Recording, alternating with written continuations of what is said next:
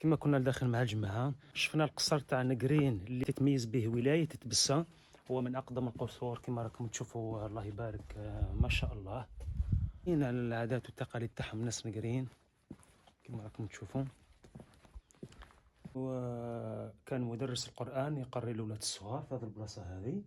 لحسن ما حكاولي نشوف الطين هنايا، الطين والجبس، يعني حاجة قديمة عندها زمان، ما عندهاش عام ولا، يعني هذا دليل عنه عنده قرون.